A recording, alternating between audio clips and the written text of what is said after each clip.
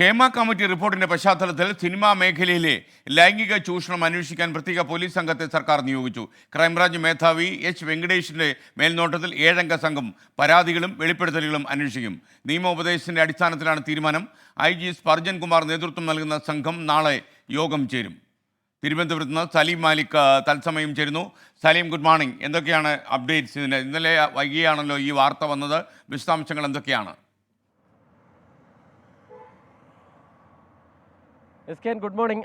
ഇതുമായി ബന്ധപ്പെട്ട് അതായത് ഹേമ കമ്മിറ്റി റിപ്പോർട്ടും അതിന് പിന്നാലെ വന്നത് വെളിപ്പെടുത്തലും, അങ്ങനെ സിനിമാ മേഖലയിലെ മുഴുവൻ വെളിപ്പെടുത്തലുകളും പ്രശ്നങ്ങളും അന്വേഷിക്കാനാണ് സർക്കാർ ഒരു പ്രത്യേക സംഘം രൂപീകരിക്കുന്നത്. അതുമായി ബന്ധപ്പെട്ട് അതിൻ്റെ ആദ്യഘട്ട ആലോചനകൾ ഇതിനോടകം തന്നെ നടന്നു കഴിഞ്ഞു. അതിന് പിന്നാലെ ഔദ്യോഗികമായി ഒഫീഷ്യലി ആ ടീം നാളെ തന്നെ യോഗം ചേരും. യോഗം ചേർന്നതിന് ശേഷം ഈ ഹേമ കമ്മിറ്റി റിപ്പോർട്ടിൽ ഹേമ കമ്മിറ്റിക്ക് മുന്നിൽ മൊഴി നൽകിയ എല്ലാവരെയും നേരിൽ അങ്ങോട്ട് ചെന്ന് കണ്ട് മൊഴി രേഖപ്പെടുത്താൻ ഈ ടീം ശ്രദ്ധിക്കും. മാത്രമല്ല, ഏതെങ്കിലും തരത്തിൽ ഈ ടീമുമായി ബന്ധപ്പെടാൻ പറ്റുന്നവർക്ക് തീർത്തും അവരുടെ രഹസ്യ സ്വഭാവം സൂക്ഷിച്ചുകൊണ്ട് തന്നെ ബന്ധപ്പെടാൻ കഴിയും എന്നുള്ള വിവരവും ഇവർ അറിയിച്ചിട്ടുണ്ട്. മാത്രമല്ല, ഇപ്പോൾ ഇതിനോടകം മാധ്യമങ്ങളിലൂടെ ഉൾപ്പെടെ വെളിപ്പെടുത്തൽ നടത്തിയവർ അവർക്കും ഈ ടീമുമായി ബന്ധപ്പെടാം. അഥവാ ഇനി അവർക്ക് ആ ടീമുമായി ബന്ധപ്പെടാൻ ബുദ്ധിമുട്ടുണ്ടെങ്കിൽ നേരിട്ട് അങ്ങോട്ട് ചെന്ന് ബന്ധപ്പെടും എന്നതുൾപ്പെടെയുള്ള കാര്യങ്ങളാണ് ഇപ്പോൾ പരിഗണിക്കുന്നത്.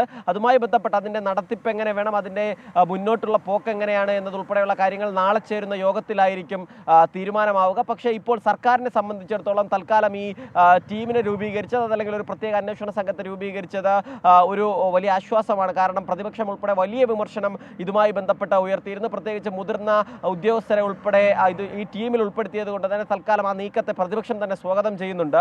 ഇതിൽ ആദ്യഘട്ടത്തിൽ തന്നെ ഈ സിനിമാ നയം, സിനിമാ കോൺക്ലേവ് എന്നൊക്കെ പറഞ്ഞിരുന്ന സമയത്ത് പോലും പ്രതിപക്ഷം പറഞ്ഞിരുന്നത് സിനിമാ കോൺക്ലേവ് എന്ന ആശയമേ നോക്കേണ്ടതില്ല, സിനിമാ നയം നമുക്ക് രൂപീകരിക്കാം, അതിന് പിന്നീടാവാം, പക്ഷെ അതിനൊക്കെ മുൻപ് ആദ്യം ഇതിൽ നിയമ നടപടിയാണ് വേണ്ടത് എന്നുള്ളതായിരുന്നു പ്രതിപക്ഷത്തിന്റെ ആവശ്യം. ഒപ്പം തന്നെ സിനിമാ മേഖലയിലെയും വിവിധ ആളുകളുടെ ആവശ്യം ആ നിയമ നടപടി എന്നുള്ളത് തന്നെയായിരുന്നു. അതിനിപ്പോൾ സർക്കാർ വില കൊടുക്കുന്നു എന്നുള്ളതാണ്. പ്രത്യേകിച്ചും അതിൽ ആദ്യഘട്ടത്തിൽ ഹേമ കമ്മിറ്റി റിപ്പോർട്ട് പുറത്തു വന്ന ആ ദിവസം ആ നിലയിൽ സർക്കാർ ആ ആവശ്യത്തിന് മുഖം കൊടുത്തിരുന്നില്ല. പക്ഷേ പിന്നീട് വലിയ നിലയിലുള്ള വിമർശനങ്ങളുണ്ടായി. ചലച്ചിത്ര അക്കാദമി ചെയർമാൻ രഞ്ജിത്തിനെതിരെ ഉൾപ്പെടെ ആരോപണം ഉണ്ടാവുകയും ഈ ഇടതുപക്ഷ അനുഭാവികളായ സിനിമാ പ്രവർത്തകർക്ക് നേരെ കൂടി കൂടുതലായി വലിയ തരത്തിലുള്ള ആരോപണങ്ങൾ പുറത്തു വരികയും ചെയ്ത സാഹചര്യത്തിൽ സർക്കാർ വലിയ പ്രതിരോധത്തിലായിരുന്നു. അതിൽ നിന്ന് മുഖം രക്ഷിക്കാൻ കൂടിയാണ് സർക്കാർ വളരെ തിടുക്കപ്പെട്ട് തന്നെ ഈ നീക്കം നടത്തിയത്. DGPയും മുഖ്യമന്ത്രിയും തമ്മിൽ ഇന്നലെ തന്നെ കൂടിക്കാഴ്ച നടത്തുകയും ഇക്കാര്യത്തിൽ അടിയന്തര ഇടപെടൽ വേണമെന്ന് പറയുകയും ചെയ്തു. കാരണം സർക്കാരിന്റെ പ്രതിച്ഛായ ഇതുമൂലം നഷ്ടപ്പെടാൻ പാടില്ല എന്നുള്ളതാണ് മുഖ്യമന്ത്രിയുടെ നിലപാട്.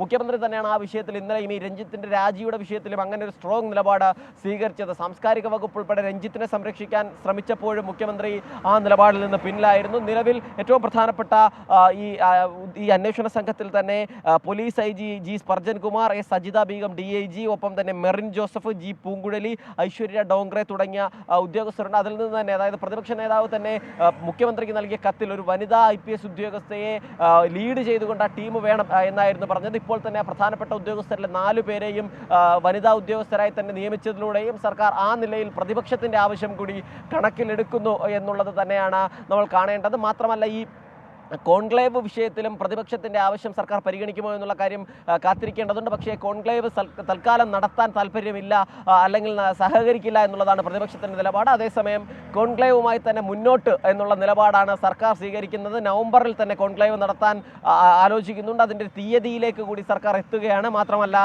ഈ വരും ദിവസങ്ങളിൽ തന്നെ അതുമായി ബന്ധപ്പെട്ടുള്ള ക്ഷണക്കത്തുൾപ്പെടെയുള്ള കാര്യങ്ങളുടെ പ്രിന്റിങ്ങും ഉൾപ്പെടെ മറ്റ് നടപടിക്രമങ്ങളിലേക്ക് കൂടി സർക്കാർ കടക്കുകയാണ്. അങ്ങനെ സർക്കാർ ഇതുമായി ബന്ധപ്പെട്ട് മുഖം രക്ഷിക്കാതെ അല്ലെങ്കിൽ വലിയ പ്രതിരോധത്തിലായിരിക്കുന്ന സാഹചര്യത്തിൽ വളരെ വേഗത്തിൽ നടപടികൾ എടുക്കുക എന്നുള്ളതാണ് സർക്കാർ ലക്ഷ്യമിടുന്നത്. അത് സിനിമാ കോൺക്ലേവിന് ശേഷം തന്നെ ഡിസംബർ അവസാനത്തോടുകൂടി സിനിമാ നയം രൂപീകരിക്കാനുള്ള ആലോചന വളരെ തിരക്കിട്ട് തന്നെ നടക്കുന്നുണ്ട്. ഷാജി എൻ കരുൺ അധ്യക്ഷനായ സമിതി അതുമായി ബന്ധപ്പെട്ട് അതിൻ്റെ പഠനങ്ങൾ ആരംഭിച്ചു കഴിഞ്ഞു.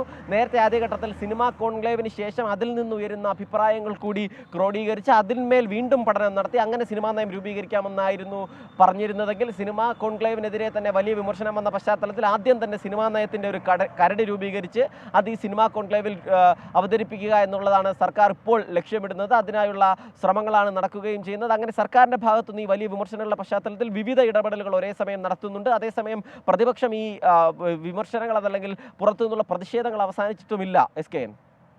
Okay, thank you Salim Malik.